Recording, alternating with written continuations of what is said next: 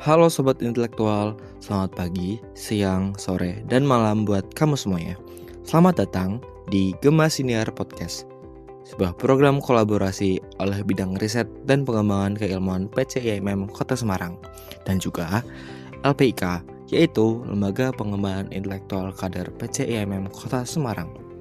Pada episode pertama kali ini, kita akan belajar bareng-bareng tentang LPIK, tentang sejarahnya, alasan kenapa LPIK itu dibuat, dan bagaimana perjuangan awal digembangannya lembaga ini. Perkenalkan, saya Yudhistira yang akan memandu senior kita pada episode pertama. Nah, di episode pertama ini, kita akan belajar bareng-bareng bersama Mas Bangkit Priambodo sebagai salah satu founder dari LPIK. Nah, maka dari itu kita langsung aja kenalan sama Kak Bangkit. Oke ya, mungkin sebelum kenalan sama Kak Bangkit, kita kenalan dulu sama saya sebagai moderator ya teman-teman. Saya Distira Bergaswayangati sebagai moderator pada kesempatan kali ini yang akan memandu jalannya podcast pada kesempatan kali ini. Mungkin selanjutnya Kak Bangkit untuk bisa memperkenalkan diri. Oke, terima kasih atas kesempatannya. Teman-teman mereka, selamat pagi, siang, sore, dan malam para pendengar sekalian. Ya, mohon izin untuk memperkenalkan diri. Nama saya Muhammad Bangkit Priambodo. Ya, kebetulan juga saya dulu di tahun 2020 2021 itu menjabat di bidang RPK, riset dan pengembangan ilmuwan pada saat itu, pimpinan cabang IMM Kota Semarang. Ya, alhamdulillah saya untuk saat ini sedang untuk aktivitas hari-hari saya adalah tenaga pengajar untuk sekolah Muhammadiyah di Kabupaten Wonosobo. Alhamdulillah saya alumni dari Universitas Diponegoro Semarang angkatan tahun 2018. Dan alhamdulillah selama saya mengikuti kegiatan perkuliahan di Undip, ya banyak saya terlibat langsung dan juga banyak aktif di beberapa organisasi, saatnya di IMM Kota Semarang itu sendiri. Ini cukup itu dulu. Oke, mungkin langsung aja ya Mas untuk eh, dari awalnya sebenarnya ide diadakannya LPK di zamannya Mas Bangkit itu seperti apa? Dulu kan ketika LPK ini dibentuk, waktu itu Mas Bangkit sebagai RPK-nya nih di Sabang seperti itu. Mungkin idenya seperti apa awalnya dan kenapa kok bikin LPIK gitu. Oke, pada saat itu memang LPIK itu adalah salah satu produk daripada hasil kesepakatan kami berdua. Itu kan saya selaku sekretaris bidang LPK dan juga Mas Afan Muhajir selaku ketua. Kebetulan kan kami berdua juga dari Wonosobo dan satu alumni dulu ketika SMA, dan alhamdulillah dipertemukan kembali di IMM Kota Semarang, dan kebetulan juga satu bidang yang sama. Alhamdulillah kemarin juga kita sudah ngobrol-ngobrol, ada visi yang ingin kita tanamkan, visi yang ingin kita buat khususnya untuk pengkajian intelektual di Kota Semarang pada saat itu. Yang kami lihat itu belum satu nafas. Artinya kita sangat paham diri bahwa di Semarang khususnya itu kan terdiri dari banyak kampus. Ya, ada kampus yang memang fokus di bidang keagamaan seperti UIN, ada kampus yang fokus di bidang riset seperti kampus kami di Undip, kampus yang keguruan dan lain-lain. Itu mereka sih tetap ada juga perwakilan IMM-nya, komisariatnya masing-masing kampus sudah ada, walaupun sih belum belum seluruh jurusan ada IMM-nya, tetapi seenggaknya dari beberapa kampus di Kota Semarang sudah ada komisariatnya IMM. Kebetulan pada saat itu ada 18 komisariat yang kami naungi di bawah pimpinan cabang yang Kota Semarang. Dan mereka pada saat itu mereka jalan sendiri-sendiri. Artinya ya mereka ya RPK-nya yang masih eh, mengadopsi apa yang sudah mereka laksanakan di tahun tahun sebelumnya. Artinya Semarang itu dari 18 komisariat yang ada itu belum menunjukkan satu ciri khas satu karakter yang khas yang itu menunjukkan identitas Kota Semarang itu sendiri. Ya, nah kami alhamdulillah di beberapa pertemuan kemarin ya, kebetulan ya pada saat itu di salah satu kedai makanan di Wonosobo ya kita putuskan untuk memogramkan salah satunya yaitu untuk pendirian LPIK itu sendiri. Nah, LPIK ini kami beri nama Lembaga Pengembangan Intelektual Kader. Ya, dari judulnya saja kan sudah jelas tujuan daripada dibentuknya ini, yaitu antaranya adalah untuk berusaha kita mengembangkan dan memajukan intelektualisme daripada kader-kader IMM Kota Semarang sendiri, khususnya dan juga para mahasiswa pada umumnya. Karena setiap kegiatan yang kami laksanakan itu sebetulnya ya bukan hanya ditujukan untuk internal IMM itu saja, tetapi juga ya untuk mahasiswa pada umumnya dan juga mungkin masyarakat intelektual yang lain, khususnya di lingkungan Perserikatan Muhammadiyah. Karena ya LPK itu sendiri kan juga di bawah cabang, cabang itu kan juga dinaungi oleh IMM, ya Ikatan Mahasiswa Muhammadiyah. IMM sendiri itu juga dinaungi oleh Muhammadiyah itu sendiri. Yang mana ya IMM itu kan sebetulnya kan salah satu sayap pergerakan Muhammadiyah. Otomatis seluruh pergerakan seluruh program kerja yang ada di IMM yang nanti diturunkan di lembaga-lembaganya itu juga harus bernafaskan seperti dengan nafas Muhammadiyah, yaitu adalah nafas daripada dakwah Islam. Di sini LPIK kan karena di bawah IMM ya, Muhammadiyah, kita menjalankan satu program kerja dalam ranah kemahasiswaan ya. Satunya itu tadi untuk memajukan intelektualisme dengan nafas keislaman juga aja dengan nafas ke kememan ya, yang mana tujuannya tadi itu seperti tujuan Muhammadiyah itu sendiri yang memajukan masyarakat Islam yang sebenar-benarnya itu sih. Itu untuk secara garis besarnya. Itu untuk pendirian LPK sendiri. Dan kita juga ketika menyusun program kerja LPK sendiri, kita juga sesuaikan dengan kondisi dan situasi pengkaderan intelektual pada saat itu di Semarang. Ya, jadi saya sampaikan di awal karena masing-masing komisariat masih berjalan sendiri-sendiri, belum satu nafas, belum satu irama, sehingga dengan adanya LPIK itu sendiri setidaknya bisa mengakomodir seluruh aspirasi daripada 18 komisariat yang sudah kita naungi. Oke, jadi memang LPK ini untuk sebagai perpanjangan tangannya RPK cabang gitu ya, Mas. Mungkin Iya, betul. bahasanya ya, singkatnya. Kalau boleh tahu untuk awal pengembangan dan pembentukannya itu ketika zamannya Mas Bangkit dan Mas Afan itu seperti apa, Mas? Dulu. Oke, pada saat itu kan karena di tahun 2020-2021 itu kan pada saat itu kan situasi pandemi. Situasi pandemi yang mana kita kan dibatasi secara interaksi tidak boleh berdekatan. Si untungnya pada saat itu kan ketua bidang dan sekretaris bidangnya itu kan semuanya kan dari satu daerah. Sehingga kita kalau misalkan mau komunikasi pun sebetulnya tidak terlalu jauh terpantau jaraknya. Ya, mungkin hanya via komunikasi atau mungkin janjian ketemu di mana itu alhamdulillah bisa. Tapi untuk menjalankan program kerja baru di situasi yang tidak biasa itu kan juga perlu effort yang besar. Nah, salah satu tantangan kami pada saat itu untuk mengembangkan LPIK itu adalah terbatasnya ini akses interaksi antara satu dengan yang lain. Karena kan COVID-nya kan cukup lumayan ya untuk apa ya data data COVID-nya pada saat itu cukup ya di Indonesia sudah termasuk tinggi juga. Jadi kita walaupun si posisi tetap ada di Semarang, tapi kan kita tidak bisa janjian untuk interaksi ketemu di tempat tertentu tidak bisa. Jadi ya satu-satunya jalan yang kita lakukan itu adalah kita memaksimalkan media-media yang kita bisa ya akses untuk sekedar komunikasi ataupun rapat-rapat online seperti ini kan via Zoom ataupun via video call melalui WhatsApp dan juga melalui platform-platform yang lain. Nah, untuk pengembangan sendiri di awal-awal itu sebetulnya kita ya seperti apa ya istilahnya itu kita untuk mendirikan LPK itu Sebetulnya kan ya tadi seperti yang disampaikan oleh Mas Yudis tadi, ya, merupakan perpanjangan tangan dari bidang LPK.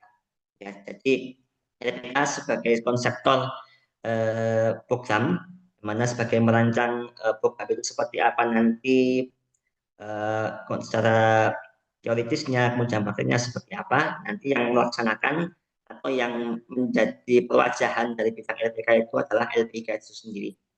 LPIK itu yang nanti bertemu langsung dengan para kader, ya, bertemu langsung dengan para kader yang ya, yang melaksanakan program-program kerja yang sudah dibahas bersama bidang LPK. Itu sih. Jadi kalau secara hierarkinya kan tingkatannya kan karena kita posisinya ada di cabang, kok secara hierarki kan tetap kita juga melaksanakan koordinasi dengan pimpinan yang ada di bawahnya kan melalui rapat koordinasi bidang dan forum-forum lurba yang lain. Hanya saja untuk pelaksanaan program kan LPIK sebagai lembaga semi otonom itu kan memiliki akses yang lebih luas. Jadi tidak terbatas hanya secara struktural saja, tapi juga fungsional kita juga bisa merambah ke hal-hal yang lain. Makanya LPK ini keberadaannya cukup penting bagi kami sebagai apa ya sarana untuk memperluas ya istilahnya kalau bahasa pesantren memperluas dakwahnya bidang LPK agar bisa lebih mudah diakses oleh mahasiswa pada umumnya. Khususnya mahasiswa Muhammadiyah.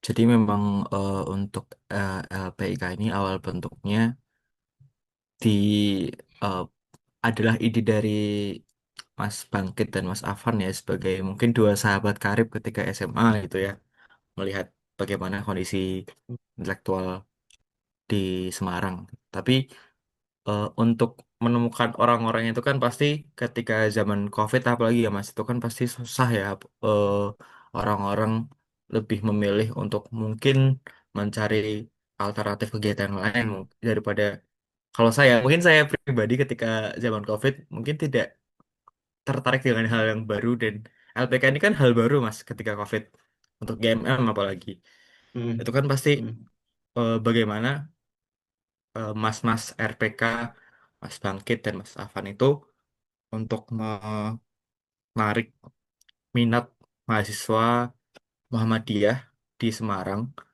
untuk masuk ke kegiatannya LPIK dan bahkan menjadi bagian dari LPIK seperti itu. Oke, pada saat awal-awal pendirian LPIK itu kami melakukan rekrutmen anggota itu tidak secara terbuka, tapi secara tertutup yang mana kami meminta kepada komisariat-komisariat untuk mendiasporakan atau istilahnya itu yang mengirimkan satu atau dua kader terbaiknya untuk dapat kita kembangkan bersama-sama di LPIK. Alhamdulillah kemarin kita dapat ya, beberapa kampus, beberapa komisariat yang sudah mengirimkan oke, di antara mungkin ada sekitar berapa, itu 6 sampai 7 orang pada saat itu awal-awal pendidikan itu pun juga kita random ya istilahnya kita kirimkan undangannya pun juga bukan via surat resmi dari cabang tapi kan via WhatsApp sih mungkin kita dapati satu-satu mungkin ya selaku pimpinan dari Komsel itu seenggaknya ya bisa untuk mengirimkan satu atau dua kata terbaiknya untuk bersama-sama bidang LPK untuk mengembangkan lembaga baru ini. Dan kami merancang LPIK ini setidaknya bisa mengakomodir semua potensi yang ada di kampus-kampus di Kota Semarang. Di awal saya sampaikan bahwa Semarang ini kan terdiri dari 18 komisariat pada saat itu. Saya kurang tahu kalau sekarang mungkin semoga saja bisa lebih berkembang lagi. 18 komisariat itu tersebar di 7 kampus, ya baik itu negeri ataupun swasta. Nah, 7 kampus ini kan masing-masing juga memiliki ciri khas. Nah, yang kami inginkan itu setidaknya kita bisa memayungi daripada ciri 7 kampus tadi dalam satu wadah intelektual Muhammadiyah yaitu LPK itu sendiri. Dan alhamdulillah dalam perjalanan waktu untuk Gen itu nih terus alhamdulillah sudah dapat ya alhamdulillah dapat 8 anggota baru yaitu ya ada yang dari ada yang dari UNES, ada yang dari Undip, ada yang dari Poltekkes Semarang dan lain-lain. Alhamdulillah bisa dapat. Dan awal-awal sih memang mungkin karena juga baru ya, jadi si yang namanya apa ya, lubang sana sini kan pasti ada. Tapi kan karena kami berdua juga sudah solid, ya istilahnya kita bersama-sama untuk membangun ini dari nol, dan terus berusaha menambal apa saja yang kurang. Dan alhamdulillahnya pada saat itu para kader baru ini ya cukup antusias, dan setidaknya mereka kan juga memiliki pengalaman di organisasi lain, ya entah itu di SMA-nya ikut OSIS, ataupun mungkin yang Muhammadiyah dulu juga ikut IPM, dan juga mungkin yang lain-lain kan, masing-masing kan kita wadahi, masing-masing kita wadahi potensi bakat dan minat seperti apa, dan kita coba dari potensi yang ada itu kita bisa gabungkan untuk bisa kita manfaatkan untuk mengembangkan LPIK ini. Oh, kan nanti dampaknya kan juga untuk mereka. Ya, dari mereka eh, dari mereka itulah nanti mereka yang akan menjadi duta-duta untuk istilahnya untuk mengembangkan LPIK ini di komisariatnya masing-masing, dan juga mungkin bisa untuk melebarkan sayap lagi di komisariat yang lain ataupun di kampus lain yang belum mewakilkan kadernya di sini. Oke, saya mau tahu Mas, untuk Gen 1 ini pada saat itu apakah sepenuhnya antusias ketika melaksanakan program dan mungkin ketika awal masuk seperti itu, dan juga bagaimana Mas Bangkit dan Mas Afan ini bisa me, apa ya istilahnya itu membangun kepercayaan teman-teman Gen 1 ini bahwa ini loh LPIK bisa untuk mengawal tradisi intelektualitas di Kota Semarang. Oke. Di awal pertama kali kita kalau awal ketemu organisasikan itu namanya Device Gathering. Nah, Device Gathering itu kan kita sampaikan apa itu LPIK, kemudian apa ya istilahnya program kerja utamanya itu kita beragaknya penafasnya seperti apa dan lain-lainnya, dan alhamdulillah pada saat itu diskusi juga ya cukup hangat juga. Nih, artinya apa, dari Gen 1 itu kan memang eh, kan sebagian besar kan memang itu kan yang kita ambilkan dari bidang RPK, di masing-masing komisariat yang kita bawa untuk kita kembangkan di lembaga ini, kan secara tidak langsung kan mungkin mereka juga sudah tahu untuk RPK ini sebetulnya kan program kerjanya ya seperti apa. Nah, setidaknya dari mereka itu kan dari kita bidang LPK cabang, minimal untuk menjaga semangat mereka ketika mereka sedang down atau mereka sedang mungkin istilahnya ya biasalah, kalau manusia kan pasti capek fisik capek mental. Nah, dari kami sih ya tetap melakukan pendampingan secara psikologis juga, ya. Jadi kita di sini tuh kita melaksanakan program kerja juga ada tujuannya loh. Artinya apa?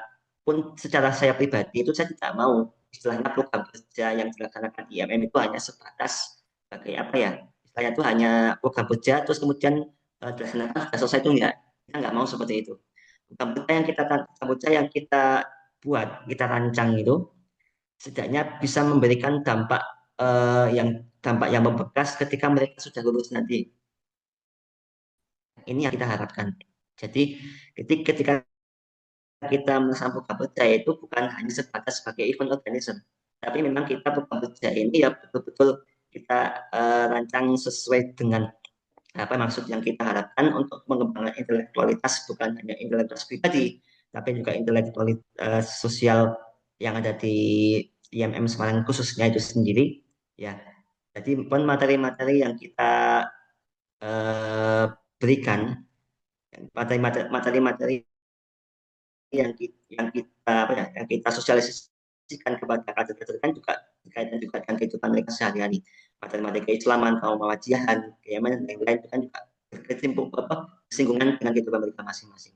Artinya bahwa IMM ini, LPIK ini bukan sebagai suatu program budaya kemudian ketika periode selesai kita selesai, enggak, kita nggak mau seperti itu. Jadi ya kita Saya betul-betul kerja beneran. Artinya program kerja yang kita harapkan itu ya memang betul-betul membekas di diri mereka dan bisa apa istilahnya itu ya ada bekasnya lah ketika mereka lulus nanti apa ya ilmu-ilmu mereka juga bisa bertambah dan juga dapat bisa diamalkan nanti ketika sudah punya tugas. Oke Mas, ya tadi berbicara tentang dampak dan ya kita tidak bisa memungkiri ya banyak sekali kegiatan-kegiatan di MM yang bahkan sebenarnya nggak cuma MM ya Mas, untuk kegiatan yang dia sifatnya eventual, cuma dikerjakan sekali aja dan ya kalau dibilang ditanya ke soal dampak sebenarnya nggak gitu punya dampak ya untuk eh, kader atau bahkan untuk masyarakat sekitar gitu. Tapi seberapa yakin sih Mas bangkit terkait dengan keberdampakan ini untuk ya tidak hanya mungkin tidak hanya bagi eh, teman-teman LPIK pada saat itu, tapi juga mungkin bagi eh, IMM di Kota Semarang secara umum seperti itu. Seberapa berdampak sih LPIK ini pada saat itu hadir untuk IMM di Kota Semarang seperti itu? Kami melihat secara luas untuk keberadaan LPIK ini sih alhamdulillah ya, seenggaknya bisa meramaikan kegiatan intelektual khususnya di Kota Semarang. Ya, bahkan mohon maaf ya bukannya nopo-nopo nih, banyak ya banyak kader-kader LPIK itu yang sudah berkhidmat di LPIK Kota Semarang ini setelah mereka purna itu mereka alhamdulillah menduduki jabatan di kepemimpinan di masing-masing komisariat. Artinya apa? Bukan hanya kita kan juga tetap ada masa program kerja ya misalkan kayak kita bikin seminar, kemudian bikin pelatihan-pelatihan seperti itu kan juga ada. Tetapi secara pengembangan diri, ya secara pengembangan soft skill dan hard skillnya, LPK juga alhamdulillah juga ada hasilnya. Nah, alhamdulillah ada hasilnya. Dan dari teman-teman kader ini, ya kita harapkan untuk bisa menularkan ilmunya ke rekan-rekan yang ada di komisariat dan juga bisa mengembangkan komisariatnya bisa lebih baik lagi. Nah, seperti tadi yang saya sampaikan di awal, keterdampakan itu yang bisa menunjukkan seberapa kualitas program kerja yang dilaksanakan. Ya. Makanya tadi beberapa yang disampaikan Mas Yudi tadi juga menjadi salah satunya juga menimpali apa yang saya sampaikan. Setidaknya kita membuat program kerja itu yang memang betul-betul punya efek. Ya, bukan hanya sebatas menggugurkan kewajiban sebagai anggota suatu organisasi, tetapi apa seenggaknya kita tuh betul-betul berlatih untuk bisa apa ya istilahnya mengembangkan diri dan juga mengembangkan lingkungan sekitar kita lah. Gitu. Kan pasti ketika kita sudah lulus dari kampus, kita terjun di masyarakat kan pasti orang menganggapnya oh orang kampus kan berarti mereka anggap orang-orang awam itu kan pasti kaum-kaum intelektual. Mereka yang sudah sekolah tinggi-tinggi kan pasti ilmunya lebih banyak. Yang diharapkan ketika mereka terjun di masyarakat, mereka setidaknya itu bisa di apa ya, dimanfaatkan untuk bisa mengembangkan Berdampak untuk IMM di Kota Semarang seperti itu. lingkungan. Ya, eh, untuk program program di LPK kita menginginkan program-program kerja ini ya setidaknya memang betul-betul sesuai dengan kebutuhan yang ada di yang Kota Semarang pada saat itu ya yang mana mereka kan pasti yang apa ya kader-kader IM Kota Semarang ini kan setidaknya ya mereka ingin kita kembangkan rasa haus akan keilmuan ya dan juga ilmu-ilmu yang apa ya materi-materi yang kita sampaikan itu kan bisa mungkin bisa memenuhi kebutuhan mereka sebenarnya kan apalagi di IMM ini kan sudah jelas nafas pergerakannya kan nafas pergerakan Muhammadiyah ya ideologisasi ideologi Muhammadiyah kan juga kita terapkan juga ya, baik itu materi keislaman kemudian materi kemuhammadiyah dan lain-lain setidaknya itu bisa menjadi modal mereka ketika mereka nanti bisa kampus ya itu yang kita harapkan jadi keterdampakan ini eh, bukan hanya berdampak kepada masyarakat kepada mahasiswa pada umumnya yang menikmati program kerja kami tapi juga keberadaan LPIK ini bisa sekaligus mengembangkan potensi dan bakat dari masing-masing kader yang ada di situ. Ya, kemudian ketika kita mungkin menyusun program kerja kemudian melaksanakannya secara bersama-sama kan pasti akan menimbulkan apa ya istilahnya pasti akan menemui tantangan, hambatan dan lain-lain. Nah, dari tantangan dan hambatan itu kan secara tidak langsung dapat mendewasakan mereka dan termasuk juga mendewasakan kami sebagai selaku apa ya, yang punya istilahnya yang punya hajat untuk melaksanakan program-program kerja keilmuan di IMM Kota Semarang ini. Dan alhamdulillah seiring perjalanan waktu kami amati ya kader-kader yang sudah berkhidmat di LPIK kan kita biasanya itu kan periodisasi LPIK kan 1 tahun. Ketika mereka sudah selesai mengabdikan dirinya di LPIK, alhamdulillah yo mereka terus mengembangkan karir mereka di IMM. Ya salah satunya itu ya alhamdulillah beberapa kader kita juga dapat menjadi pimpinan di masing-masing komisariatnya. Yaitu yang kita harapkan apa setidaknya skill kepemimpinan itu, skill manajemen diri itu yang sudah didapatkan di LPK itu dapat dikembangkan dan juga diterapkan oleh mereka ketika mereka kembali ke tempatnya masing-masing. Jadi memang bisa dibilang memang sudah sangat bertambah ya. Kita bisa melihat alumni-alumni LPIK di Gen Zatu tuh termasuknya adalah orang-orang yang punya jabatan semua ya dia Mas. Bahkan mungkin bisa dibilang Nah sangat itu, ya. punya prestasi gitu ya. Nah, kemudian jadi pada mungkin ya beberapa akhir-akhir ini itu kalau kita kalau di MM Semarang itu menyebut terkait dengan LPIK pasti orang-orang akan menganggapnya bahwa lembaga ini sangat adalah lembaga yang kaku dan mungkin sangat intelektual dan sebagainya gitu. Padahal dari kami sendiri itu merasa tidak. eh, Kalau dari Mas Baget sendiri melihat LPK itu sebenarnya seharusnya seperti apa dan bagaimana tanggapan Mas Bangkit terkait dengan tanggapan itu terkait dengan anggapan itu karena ya anggapan itulah yang beberapa hal yang menjadikan LPK ini makin sepi peminat seperti itu Mas. Sebetulnya gini sih, saya ya salah satunya mungkin ya saya samping saya juga yang menyusun LPK ini bersama dengan Mas Afan kan biasanya kan kalau yang membuat kan lebih tahu daripada yang menikmati kan itu. Artinya apa? Keberadaan LPIK ini sebetulnya justru dihadirkan untuk mengembangkan minat intelektual intelektualitas yang kader-kader yang Universitas Semarang itu menjadi lebih luas terutama. Jadi jangan dianggap bahwa oh ya bahwa bidang LPK terutama dan juga apalagi peserta turunan-turunannya itu menjadi bidang yang kaku apa itu harus baca pok. Kalau misalkan masuk LPK itu apa ya istilahnya orang-orang yang punya minat baca tinggi, yang kacamatanya tebal dan yang lain itu enggak juga ya. Justru apa orang-orang yang masuk di LPK, orang-orang yang masuk di LPK dan juga di LPK dan lain-lain itu setidaknya apa ya mereka itu justru memiliki apa, ya minat haus dan keilmuan yang lebih luas justru. Artinya jangan sampai nanti dari kader-kader pengurus sendiri malah apa ya mereka apa ya istilahnya itu membuat LPK di mata mahasiswa pada umumnya itu mau menjadi suatu pergerakan yang kaku. Sampai seperti itu. Kenapa? Justru malah pakai kan apalagi kan lahan garapan kita kan sangat luas. Ya, apalagi materi keislaman sendiri kan cabang-cabangnya kan sangat luas. Bukan hanya sebatas teori kita, dia teori kan juga antara filosofis, teori dan prakteknya itu kan sangat luas sekali. Jadi kan sekarang itu kan ya fatwa-fatwa kan berkembang juga di masyarakat. Masalah-masalah yang mungkin pada ulama zaman dahulu belum ada, kan sekarang kan sudah muncul. Nah, kreativitas para orang-orang para mahasiswa keagamaan itu kan juga diuji juga di sini.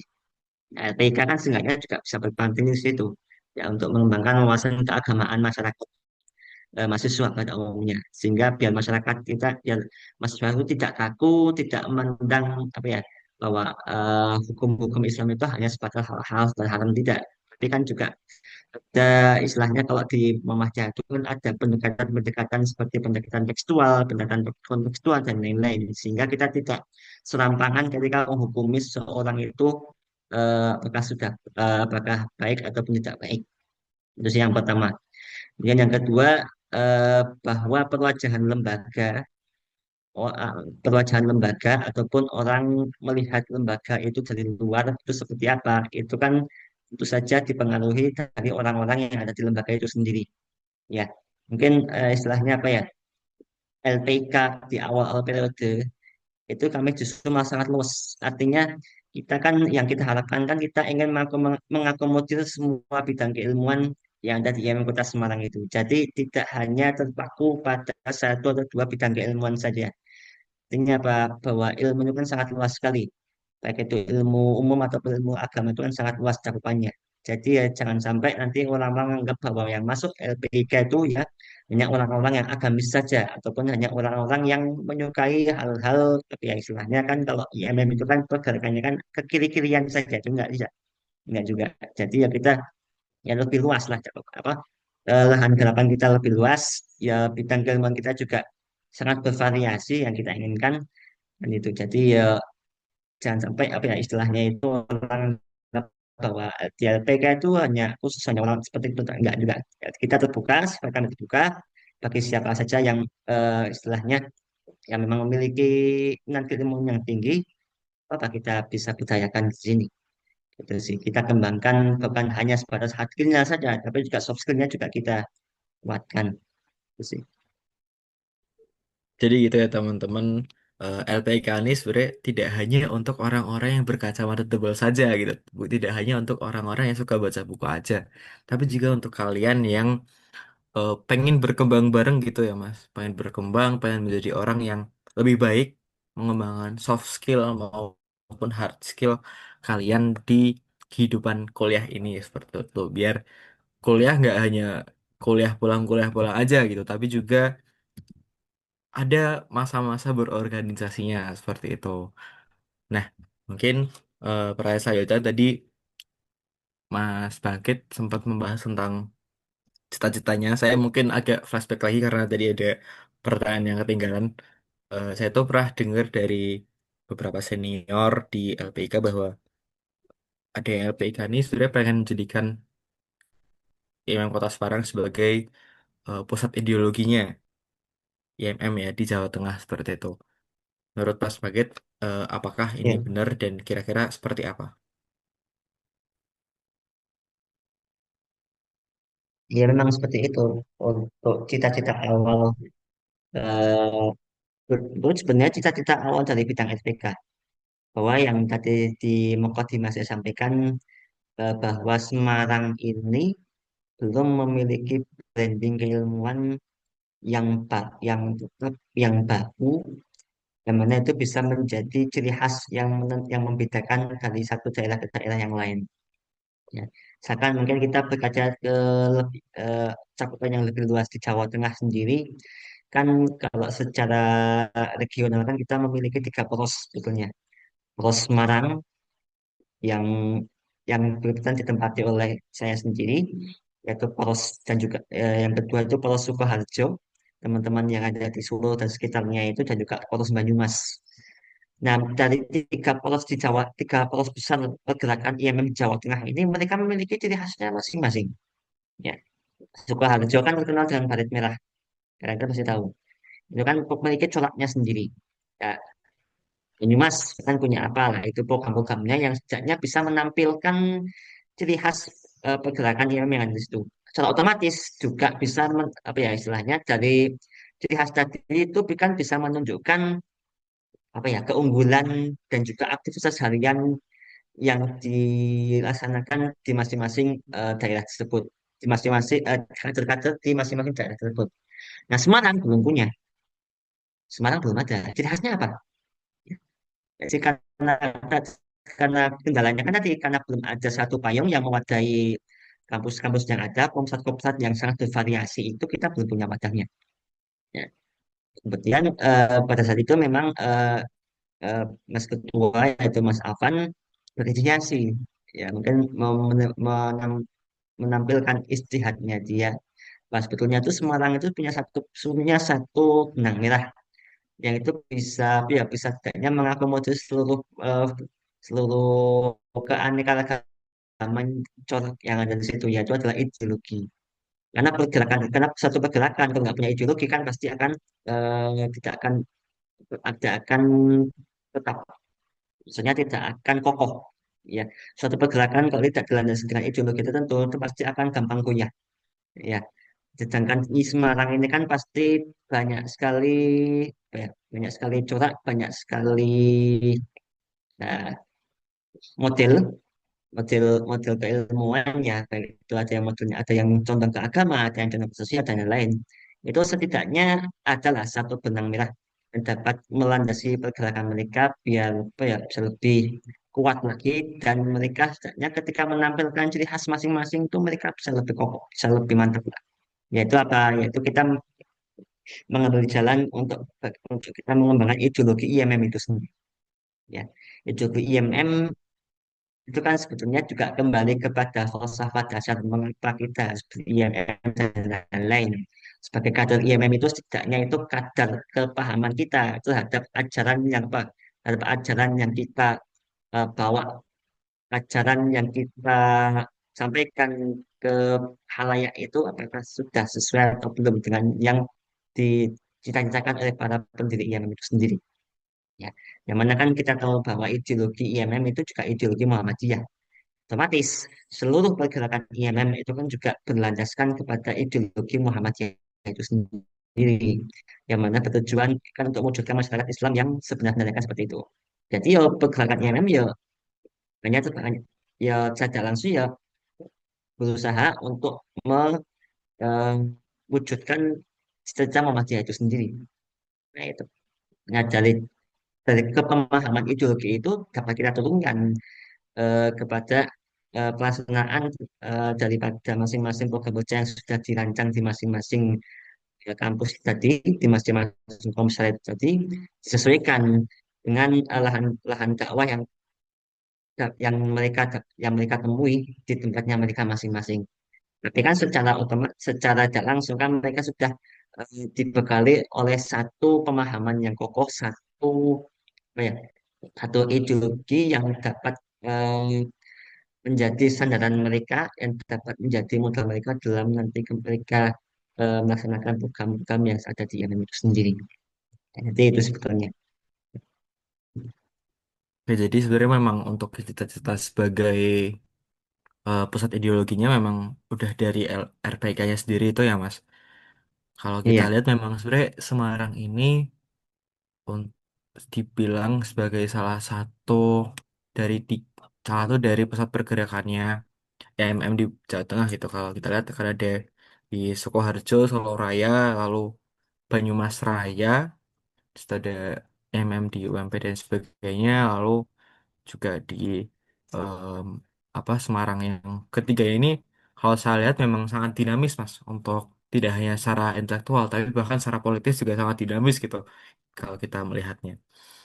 Eh, ya mungkin eh, sa- kita cukupkan teman-teman sampai sini karena memang kita sudah mendapatkan eh, banyak informasi yang sangat daging terkait dengan bagaimana LPIK ini didirikan, lalu cita-citanya awalnya seperti apa, terus eh, tujuannya seperti apa.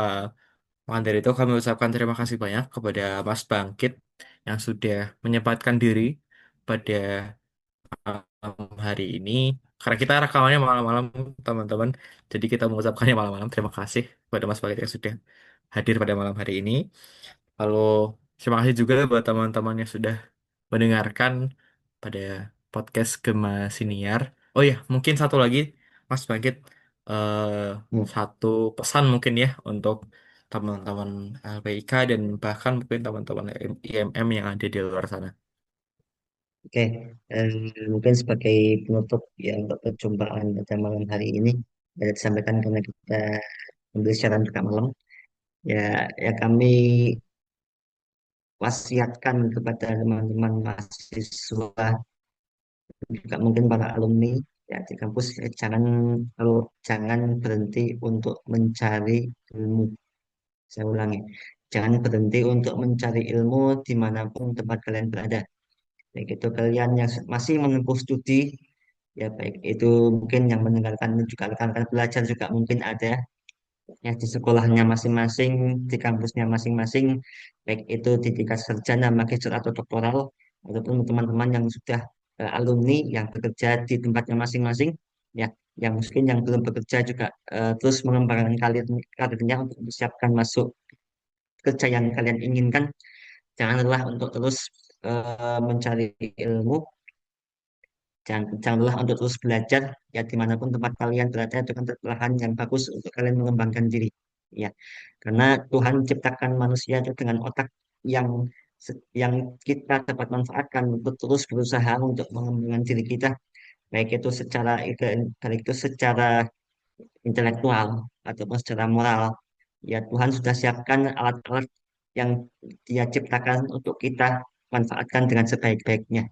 Jadi, dimanapun tempat kalian berada, jangan anggap bahwa itu sebagai suatu masalah. Tapi itu adalah sebagai ladang belajar kalian, cara kalian untuk untuk dapat menambah pengalaman, dapat menambah wawasan, sehingga dari wawasan yang kalian dapatkan dapat itu menjadi modal kalian dalam menempuh kehidupan kalian lebih baik. Ya insya Allah, ya selama kalian diniatkan belajar itu untuk mengembangkan karir kalian masing-masing, ya tidaklah mustahil. Ya tentu kan Tuhan pasti akan membantu, pasti akan menurunkan hidayahnya, akan menurunkan petunjuknya untuk kalian semua. Jadi semangat untuk yang masih belajar di sekolah, di kampus, dan juga semangat bekerja untuk teman-teman alumni dan rekan-rekan saya yang mendengarkan siaran ini, dan juga mungkin untuk teman-teman yang terus masih mengembangkan karir di awal-awal masa-masa kerja ataupun mungkin yang belum mendapatkan pekerjaan, ya semoga dapat menemukan ya suatu lahan penghidupan yang lebih layak dan juga lebih baik. Mungkin itu saja. Ya, terima kasih. Baik, terima kasih banyak Mas Bangkit sudah menyempatkan waktunya dan banyak sekali pesan-pesan yang bisa kita dapatkan teman-teman bahwa ya kita sebagai mahasiswa ya artinya ya peran kita adalah belajar, maka dari itu jangan lelah untuk belajar gitu ya Mas intinya. Ya mungkin kita cukupkan teman-teman untuk pertemuan pada malam hari ini, pada kesempatan kali ini, pada sesi kali ini. Sampai jumpa di sesi berikutnya karena kita akan banyak sekali bertemu dengan speaker-speaker yang sangat keren, tidak kalah keren dari Mas Bangkit. Dan mungkin ini adalah sebagai pembuka kita ucapkan terima kasih kepada teman-teman yang sudah mendengarkan. Sampai jumpa di pertemuan berikutnya. Nun wal qalam yasturun. Billahi fisabilil haq fastabiqul khairat. Wassalamualaikum warahmatullahi wabarakatuh. Semoga senantiasa diiringi kebaikan dimanapun kalian berada.